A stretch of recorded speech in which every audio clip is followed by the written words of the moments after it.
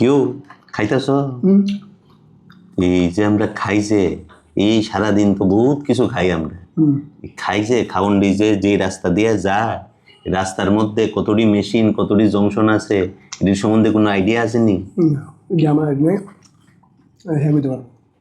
কেউ দাদা এই আপনার বলে এটির সম্বন্ধে খুব আইডিয়া আছে, আমরা একটু কইবেন নি কিটা কি মেশিন, কি জংশন এটি আমরা ভিতরে আছে? এই জিনিসগুলি জানতে হলে আমাদের হিউম্যান ডাইজেস্টিভ সিস্টেম তথা মানুষের পাচনতন্ত্র সম্বন্ধে জানতে হবে। মানুষের পাচনতন্ত্রের যে আমাকে বলেছিল মেশিনারিজ, বলেছিল জংশনের নামগুলি বলতে বলছি।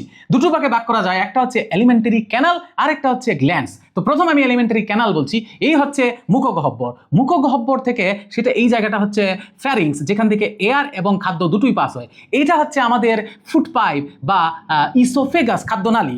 এইখান থেকে চলে যাচ্ছে স্টমাক। আসলে এটা কিন্তু একটাই নালী, যেটিকে আমরা এলিমেন্টারি ক্যানাল বলবো। কোনো জায়গায় ডায়ামিটার বেশি, কোনো জায়গায় ডায়ামিটার কম।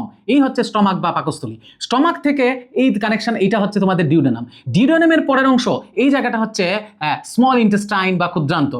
এরপরে এই যে জায়গাটা, এটাকে বলা হচ্ছে তোমার লার্জ ইন্টেস্টাইন বা বৃহদান্ত। এখানে হচ্ছে তোমার রেকটাম এবং এনাস। এই হচ্ছে আমাদের মুখগহ্বর থেকে, মুখগহ্বর এইখান থেকে শুরু করে একটাই নালী কিন্তু গেল একদম তোমার এই পায়ুছিদ্র পর্যন্ত। এই যে পথটাকে, এটাকে বলা হচ্ছে এলিমেন্টারি ক্যানাল। আর তাকে ডাইজেশন হতে সাহায্য করছে কিছু গ্ল্যান্ড। মুখে থাকে যে গ্ল্যান্ডটা, এইটা হচ্ছে প্যারোটিড গ্ল্যান্ড।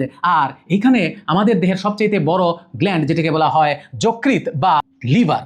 এবং এই দিকে হচ্ছে আমাদের প্যানক্রিয়াস, যেটাকে আমরা বলবো অগ্নাশয়। তারই সঙ্গে আছে এখানে গাল ব্লাডার অর্থাৎ পিত্তথলি। এই এলিমেন্টারি ক্যানাল এবং গ্ল্যান্ড দুটো মিলে হচ্ছে আমাদের ডাইজেস্টিভ সিস্টেমের মেশিনারিজগুলি।